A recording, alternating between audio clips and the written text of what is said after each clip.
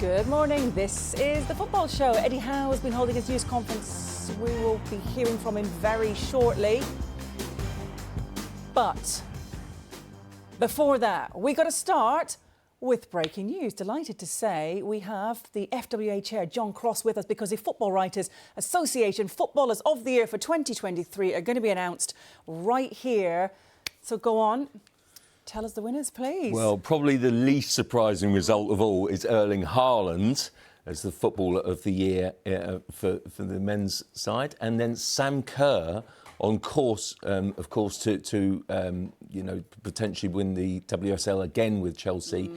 Is the winner again for a second year running. It's the first back-to-back ever in that category. So congratulations to them both. What incredible winners! What amazing seasons they've both had. Yeah, Erling Haaland and Sam Kerr. Let's start with Sam. I mean, remind us of her season and how did the voting go as well? Who else was up there or thereabouts? Rachel Daly was second and Lauren James third, but Sam Kerr actually polled twice as many as second place. So, a really comprehensive winner.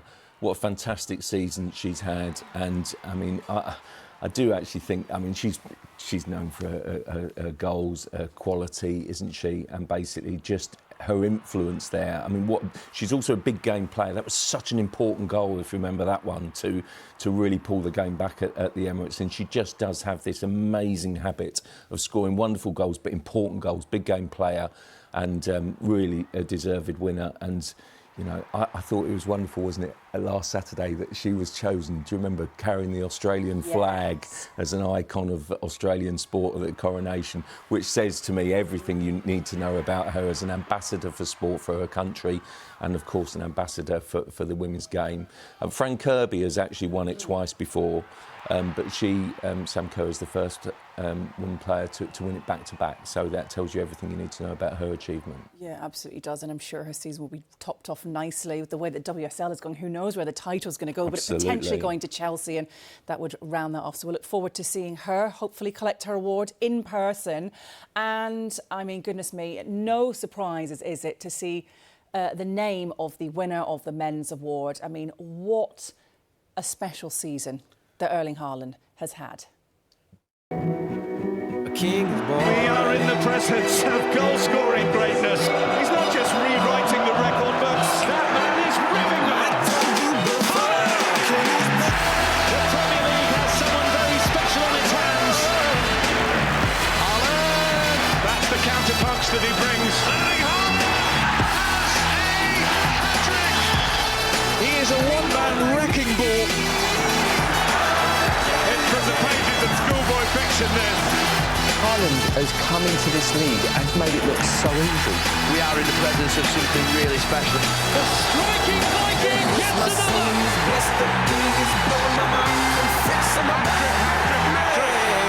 He's just ripping out the record books. The sharpest edge of all. And this is history. He's done it. The highest scorer in a Premier League season. So it's a debut season that is going to go down in history. It wasn't too hard a decision, was it? I'm sure overwhelming in terms of the votes. 82%, which is the highest that we've had actually for a winner in the Premier League era, which says everything, doesn't it? Erling Haaland, I just think, has been supreme for Manchester City, breaking so many records. I mean, he's still probably got Dixie Dean in his sights. He needs a few more for that, doesn't he? But basically, he's already overtaken anything post-war. I mean, I didn't actually think that Clive Allen, for example, who scored 49 goals in all competitions, if you remember, for Spurs, 86, 87, I didn't think that would be beaten, simply because the Premier League has now become so much, in a way, so much tougher, so much more intense, so much more challenging, I think, from a physical point of view as well. And I just think for Haaland to break all records, to go through this incredible barrier of 50 goals, for example, still got the treble in his sights. It's in his first season. Nobody does this in their first season, in their debut season in the Premier League. And I, for one, think that basically that's what makes Haaland so special, so remarkable. I mean, he's a unique striker, amazing talent. And so young, with so much ahead of him as well. You kind of wonder what he's going to do next, and will his name be on the trophy for more seasons to come, do you feel? Oh, absolutely. He's just got that within him. I just think when you make that sort of statement in your first year, I think that basically because of his age as well, there's so much more, I think, potential to come. I mean, look at that. I mean, the stats there are just remarkable. 6 hat-tricks. Yeah. Not six goals as hat-tricks. It's 6 hat-tricks. It's astonishing. Absolutely amazing. And I also think, Hayley, as well, that basically as the season has gone on, I think he's become a better, all-encompassing player. And that's a tribute to not just him, but Manchester City and the supreme coach that Pep Guardiola is.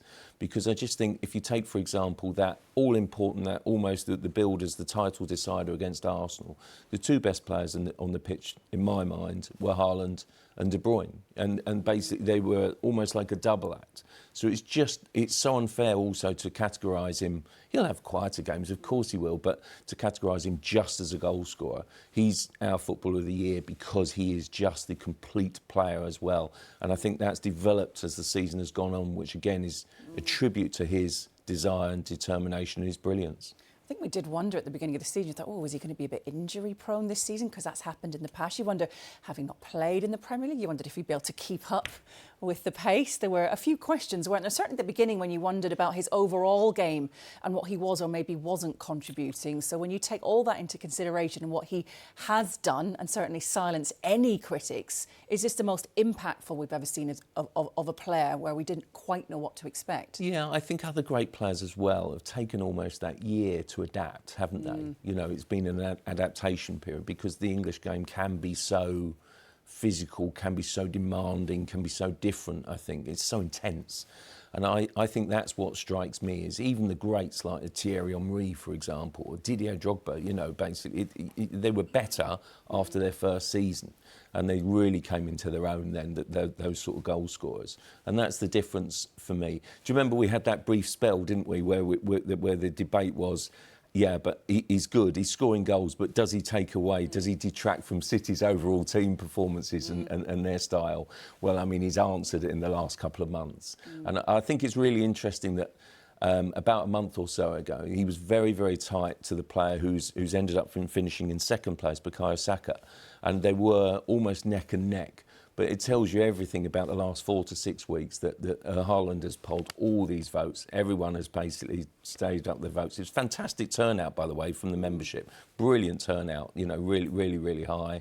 Better than you'd ever seen in any general election. Yeah. And just because people could see just the impact that Haaland has had on the Premier League and Manchester City. So you mentioned there, was it Saka that took up the majority of the rest of the percentage? What other players were in the mix? Yeah, Saka was second. Martin Odegaard, who's had such a great season as well, third.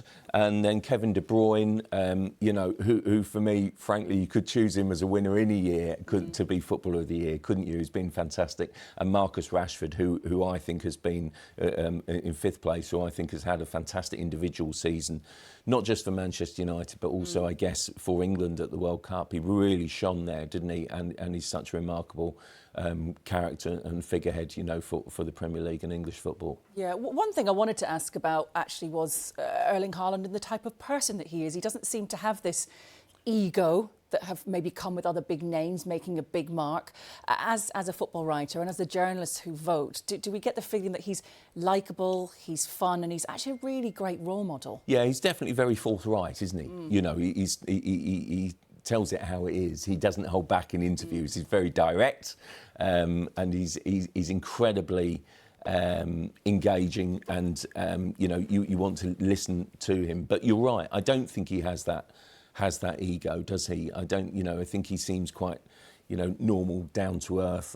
You know, it was really interesting, wasn't it? A fascinating interview, I think, that I saw last week with Jack Grealish, saying that just Erling Haaland is so, just so committed and so single-minded and focused on recovery, training, ice baths. And It was just, you know, that says it all, really. He's not interested in kind of, you know, too much off the field. He's not interested in sort of partying. He's just determined to be the best footballer that he can be, and just so focused on doing so well for Manchester City. Yeah, Absolutely. Now, tell us about 2023 marking a very special anniversary for this award as well. What about the significance of this? Yeah, well, we're very proud to say that it's the 75th year of this award, and it dates back such a long way. We've got such a proud history of fabulous winners, and quite a few of them actually will attend the dinner in a couple of weeks' time. And it's, it feels so special to have these two great winners in amongst that sort of, that company, the likes of, an Alan Shearer, Gary Lineker, a fantastic list of winners in the past. I mean, it's been wonderful, actually.